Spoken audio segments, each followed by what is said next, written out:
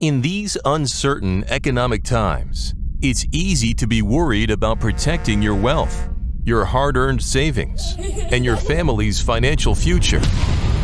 Plunging interest rates, the devaluating dollar, and political unrest constantly threaten what you have worked hard to earn and all that you own. That's why now it's more important than ever to protect your assets and have the money you need to make your dreams come true. Welcome to the Global Wealth Fortress Report with successful global entrepreneur and wealth preservation expert Joel Nagel. Joel's helped thousands of people just like you protect what you have so that you can make even more and make your every dream come true. So, sit back and enjoy Joel Nagel's offshore expert advice on how you can live the good life at a great price, where the sun never sets on your financial fortress. Hello, and welcome to Joel Nagel's Global Wealth Fortress Report. We have a unique episode edition today because Joel is coming to us from Tanzania, Africa, and we're going to touch on that a little bit. Joel, welcome from a long ways away. I am about as far away as you can get. It's good in many ways, both distance-wise and every other way imaginable. But it's great to be with you. It's fantastic to have you. I want to talk a little bit today about international investment funds. I know you are the asset oracle, and so I want you to fill us in on what those are and how they work and what they can mean for people. But first, what the heck? What the heck is Tanzania like? I mean, I'm sure everybody out there is like me saying, I've heard of it, but I have no idea. And I know it's in Africa. That's the extent of my knowledge. Well, if you've ever watched a Tarzan movie as a kid, it's all right here. I mean, we can't go out of the hotel without bumping into lions and elephants and giraffes. It's really quite amazing. It is a beautiful country with beautiful people, and unfortunately, it's had a destructive government. It embraced a Soviet type government command system, and obviously, I'm here as a guest, so I'm not going to be too critical. But I mean, basically, it's a broken government. The government keeps trying to increase wages. Prices keep rising faster than the wages. So, just before we came on air, I checked that it's about 2,300 Tanzanian shillings is a dollar. And the average wage is about 240,000 shillings a month, which is about $105. So, people keep getting raises and costs keep going up faster. The currency keeps becoming more and more devalued. They're in a vicious cycle. I think we face some of the same issues in the United States with what's happening there. The U.S. is in slow motion compared to what's happening here in Tanzania because you can see it right before your eyes. Literally from one day to the next, the prices are increasing. Fortunately, we're here paying for things in dollars. So for us, things have actually been, I've only been here a few days, the prices have actually been getting cheaper. And you can see the desperation in the people. People do almost anything. And if you tip somebody $1, that's that's big money. I mean, you're giving somebody, a 1/25th of a monthly wage. So that's a lot of money. It's sad. But if you look at it from the nature perspective, wonderful. The other thing that's really troubling about Tanzania is it's from a mineral perspective, it's one of the richest countries in the world. I mean, Tanzanite comes from Tanzania. It's the only place in the world. You have massive gold reserves. We just passed a gold mine the other day, massive undertaking. They're rich in other types of fossil fuels, coal, natural resources, other gemstones, rubies, diamonds. The list goes on and on and on. And then you look and you say, my God, it's one of the poorest. I mean, per capita, it's something like $300 per year. So, it's almost a curse that they have so much wealth, but it's just mismanaged. The government policies are so bad. If you're not in the inner circle of the haves, the government, or friends of the government, or companies that work closely with the government, you're just in abject poverty. And we've seen a lot of that too. It actually hurts. My wife is a physician, and she, in addition to being a doctor, she's very involved in public health issues, and it really hurts her. She sees it everywhere we go that the people are pretty malnourished, and it's sad to see that level of poverty. But when you see all the riches around, it's almost a disconnect. Like, how can this country have so much wealth and yet the people be so poor? And I think government mismanagement, lack of private sector, lack of capitalism. You see all these things, that's the answer. But I fear in the U.S., we have every advantage going for us in the world, but our government policies are trying to take us in that direction, and that's squandering. Well, the U.S. Year over year since Biden took office, inflation's 8.6%. Real wage is down 3.6%. Horrifying. Yeah, I mean, that's just it. People are like, hey, we need $15 for a minimum wage, but by the time you get that, it's already less than it was before. So you need pro-growth policies where people get real wage increases. And, regardless of what people thought about Trump from a personality perspective, I mean, we had the healthiest economy going. Yeah. Real wages were increasing because employers had to compete to get better employees. And then they demanded that their employees be more productive. And if they were more productive, they paid them even more. That's real growth. Just a mandated, thou shalt tomorrow give a wage increase because the government mandates it, and then the government prints it out of thin air. That's really what's happening here in Tanzania. And people are running faster and faster, and they're getting further and further behind. And I fear we're doing that in the U.S. too. I talk to people, they're telling me, it's $100 to fill up my gas tank.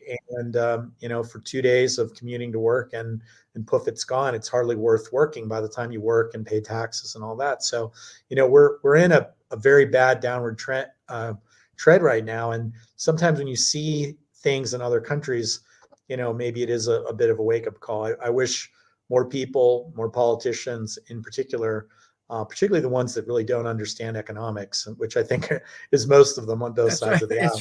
I think you covered the waterfront on that, and both parties. We should have both parties. I mean, it's in a place like Tanzania, it's so clear. This is the policy. This is what's happening. The country's getting worse and worse day by day. Do we want to go down that path? I think not. I think not. For those who still have a little money to invest, I went to a website that I know you're familiar with, that is really actually one of my favorites, the Key International Bank, in Belize. I think you are founder and board member, if I'm not mistaken, right?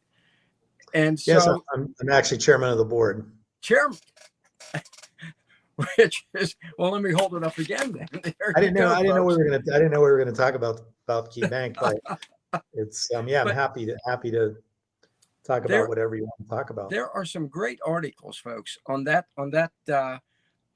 website, the Key International Bank website. There are some great blogs, and one of them that I came across, and it was something that I've been wanting to talk to you about, because you're the asset, you're the man who knows the assets, how to manage your money.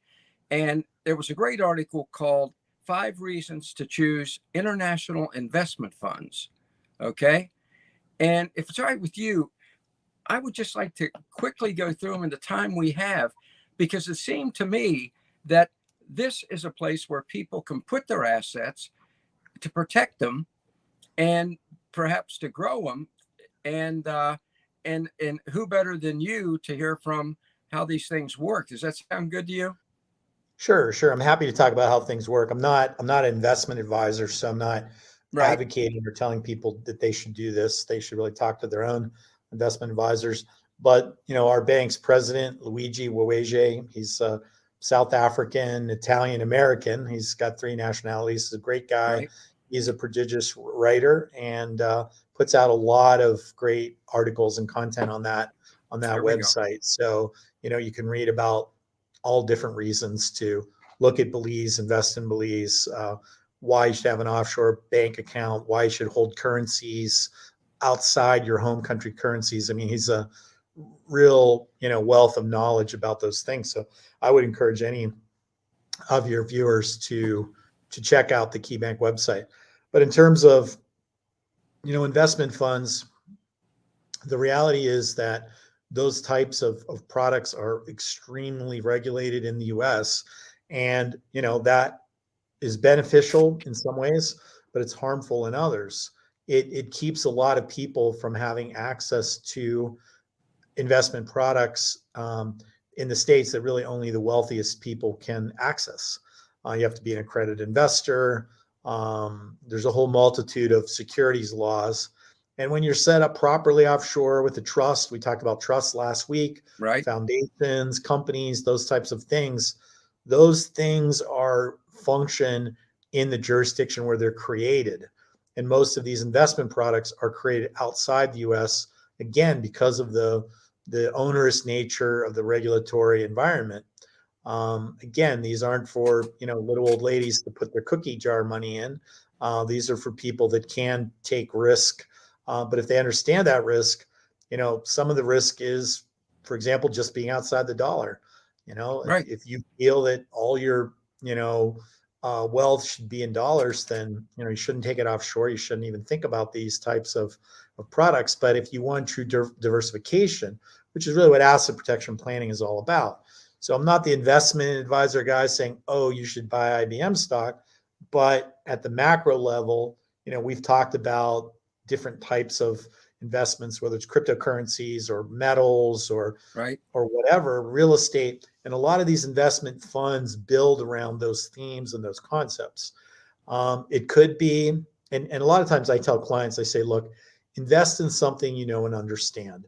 So if you're a person that likes, big blue chip American stocks and you want to take some money offshore, then look at these types of investment funds that invest in large global, blue chip companies, but not American companies. They might I like invest it. in Swiss companies like Nestle, or you get the picture. The point Yep. is that the risk profile is exactly the same as what you would have been investing in anyways. But now instead of investing in something that's dollar based, you're invested in something that maybe generates dividends in Swiss francs or euros or yen or what have you. And creating income streams for yourself, particularly as you get older and you're going more and more towards retirement years, you want to have that income. And if you live in the US and you spend all your money in dollars, you can always convert that income back into dollars. And we've seen, for example, the Swiss franc over the last 30 years, it's gone up about 8 to 10% on average per year against the dollar. And that's just the currency. That's not the Right. underlying investment. Right. If you had an underlying investment paying you 5, 6, 8, 10, whatever the rate of return is, that's on top of the currency increase vis-a-vis the dollar. So you can see how over time you're going to outperform, assuming that those trends continue. Now, I have to say, in COVID and in the war in Ukraine and what have you, well, what's happened? The dollar's actually rallied. So if we just look at the last 12 months, the dollar's stronger against a number of the currencies, particularly the euro. The euro's increased from about it was about $1.20, $1.23 a year ago. Now I think it's $1.04, $1.05. So it's gone up 15% against the euro. So if you had a very short-term strategy and you put all your money in euros, then you're going to call me up and say, Joel, why'd you say Yeah. go in the euro? Because now I'm Yeah. down. But I'm not an investment advisor. I'm just looking at these trends over time. And the longer you project out, 3 years, 5 years, 10 years, the more certain it is that it's good to be diversified. And if you like metals, go in a metals fund. If you like crypto, go in a crypto fund. You can find investment managers in almost every type of space with the exact same risk profile as what you would find in the US. So that's what we're really talking about. We're That's it. finding parallel corollary type funds that have similar risk profiles, but produce income in non-dollar denominations. Whatever you want to keep in dollars, keep it in the US, invest it the way you already are, but move a portion out. And most clients start small, maybe 5-10%, but then over time they're scratching their head saying, but hey, my offshore part of my portfolio is doing better. So they start transferring more and more money. And, I have clients that now it's the opposite. They have 70, 80, 90%. Some clients, in fact, have gone 100% offshore, meaning they have no US dollar exposure. And so if you have, one of the things, I love what you're saying about diversity, because that's number one here. The offshore investment funds, this is Luigi's article, one, they offer incredible diversity, which you've now touched on. And I think guys like me can put $10,000 in, right? It's just not for accredited investors, I believe. Is that right? Yeah. Normally the rules are a bit different. Every manager, every country's the same, is different. Sorry, I didn't mean the same, is different. But generally there's less regulation. And again, it's a two-edged sword. It means, you have to do a better job of doing your due diligence, or work with somebody like Luigi at Key Bank and ask, make sure that he's doing due diligence for you. But you don't want to be, you look at the like the Bernie Madoffs of the world, for example. I tell people all the time, hey, that wasn't offshore, that was onshore. That was the biggest Ponzi scheme scam of all time. And that was under supposedly the watchful eye of the SEC, who audited the Madoff funds numerous times and gave them a good housekeeping seal of approval. So, bad things can happen in the US. Certainly bad things can happen offshore as well. So you do have to do your due diligence. You want to know, work with trusted bankers, trusted lawyers, trusted accountants, CPAs, get to know, a Swiss money manager. And, if somebody comes to me and asks me to recommend somebody, I'm not even going to consider taking somebody out of my Rolodex if I haven't known them and seen their performance for at least 10 years. So, if somebody comes along with the latest, greatest, fund, and says, hey, I'd really like you to tell your clients about it, I'll say, look, just put me on your list, send me your monthly performance. I'll review it from time to time. And, I'm not going to really even consider reading about the company that much, or looking at the returns at least for a year, maybe two, and then maybe if I like it, might be something I'd get my own toe in the water and see how it does. And then maybe after that, might tell other people. But, again, I'm not out there trying to earn commissions, putting people in other people's funds. So, if I'm recommending something, or even just making the introduction, people assume it comes with a good housekeeping seal of approval. So I have to be very careful about, who I endorse. And so, and that's one of the reasons why I think I like this article so much, is because exactly what you're saying, Joel, the trust factor. His third point is that when you use these international investment funds, like the ones at Key International Bank, investors get the guidance of financial experts in-house. Right? I mean, you know these people. Luigi is a true international expert. I assume he surrounded himself with other experts. Yeah, I mean, look, the main thing is, if you work with a private bank like Key Bank, not just Key Bank, any good offshore bank, if you develop a relationship with them, you are their client. Then, they use the clout of having hundreds or even thousands of clients that are going into these funds. And the last thing the fund managers want to do is lose the bank and the bank's clients in one fell swoop. So generally they do sort of bend over backwards if there's an issue or problem or lack of information, whatever it is. It does come through the filter of the bank on the one hand. And obviously the bank's charging fees, and that's how the bank stays in business. So some clients say, well, why do I want to go through a bank? I can do it myself. Okay, fine. You can do your taxes yourself. You can write your own will. You can do lots of things yourself. But is it a good idea? I'm a big believer that, as long as somebody is really earning their keep, I'd much rather hire professionals who are experts in the field. I would say the number one thing, and this doesn't really go into the fund so much, but the number one call I get probably 3 or 4 times a month. It's somebody that ventured offshore, bought real estate by themselves, and now they're Yeah. having a problem. Yeah. Maybe there was no title, maybe maybe the government put a lien on the property. There's all kinds of problems that are happening. And like the problem they're now trying to solve is 100 times greater than if they just hired a local lawyer to walk them through the process. And they said, well, they didn't do it because they didn't want to pay 2 or 3 points, whatever the large lawyer was trying to charge them. Okay, but it's an ounce of prevention versus a pound of cure. And it's kind of the same, it's the kind of same thing here, because the bank is going to vet the investment products before they even make them available to their clients. And if there's an issue or problem, now you can go to your banker. Your banker's going to go to the fund and say, hey, we need recourse here. You got to help our client, blah, blah, blah. So I think if they charging 50 blips or 1% or whatever their charges, it's well worth it. And you mentioned fees, and I want to touch on fees in a second.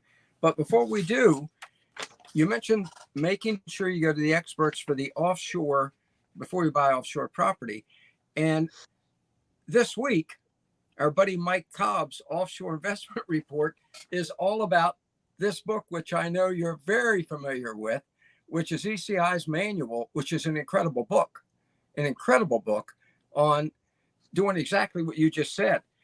110 pages on how to make sure you're offshore before you invest in an offshore property. Know what to look for, the pitfalls, the advantages, disadvantages. So I'm glad you brought that up. Gave us a chance. That's a great book, excellent book.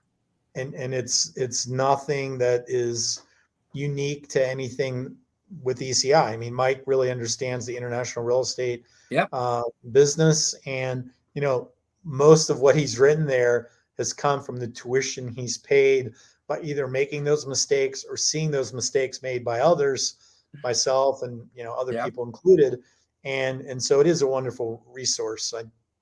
I don't know. Are you giving that away, or I don't know? It's free. It's free. You go to the website. Okay, great. I think nothing better than free. You should definitely get that. I think if you read that consumer resource guide, which helps you ask the right questions when you're talking to a seller, a realtor, a lawyer, whomever, I think if you do that and you hire a local lawyer, 99+% of the potential problems you could have will be resolved. And I think, again, it's a similar parallel. If you're doing going into different types of investment products that you're not really that familiar with, you just want to have exposure offshore, then why not go into it holding the hand of an offshore banker, whether it's in Belize or Panama or Switzerland or whatever. Develop a rapport with the banker.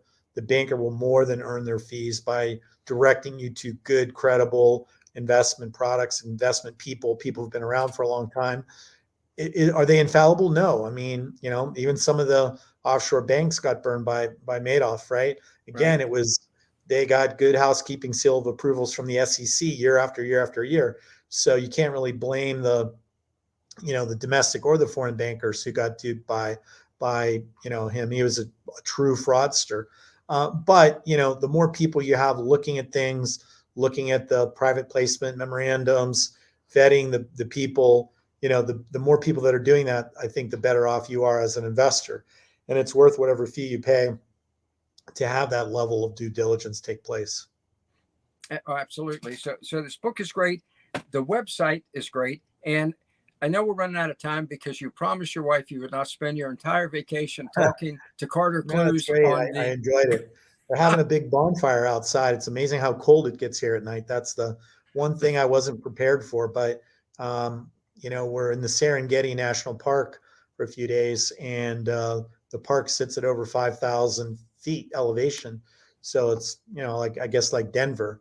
And so at nighttime, it gets hot in the day, but in the night, it's, down to high 40s, low 50s, and you're throwing a big down comforter on, and they're outside enjoying the fire. But it's great. I'm glad to get away. I always like talking about macro issues, micro issues.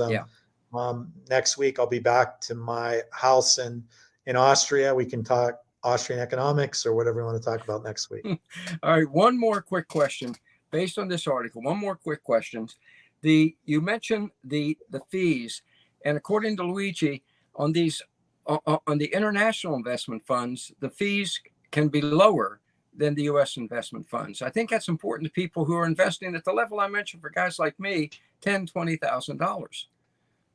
Yeah, they frequently are, or some investment managers in the States will have what's called an offshore feeder fund, meaning they're running the exact same investment strategy onshore and offshore.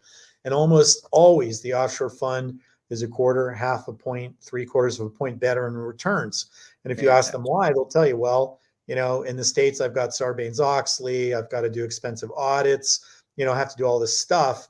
And that, translates into more expenses, which means a lower return. And offshore, they frequently don't have to do all of those things. It's not that they're just, doing it on the back of a napkin, but frequently Right. more of the documentation could be prepared in-house. Maybe they need an audit, but they might not have all of the compliance requirements of, say, Sarbanes-Oxley and some of the other very expensive securities requirements. So I think, I'm not sure if that's what he's alluding to, but I suspect it is, I think it is. because generally the investment strategies are exactly the same. So how do you get better returns? You get better returns because there's lower costs. So that's great. All right. Well, this has been a wonderful report from Tanzania. That I think, we talk about protecting assets. You are America's #1 asset protection attorney. Now I think Tanzania's #1 asset protection attorney. So we appreciate this. They need some asset protection over here. They really do. But really great spending time with you, and look forward to talking to you next week, Carter. All right, Joel. Thank you very, very much, folks. All the best. That's great advice. I recommend to you, go to the website. Go to the website. That's the article that I just went over with you, that Joel was kind enough to add to for us, is right at that website. And there are a bunch of other articles, and you need to protect your assets. We're not talking about investment here. We're talking about asset protection, which we just covered A to Z there on these international investment funds. So thank you for joining us, and let's do this thing. We'll see you next week.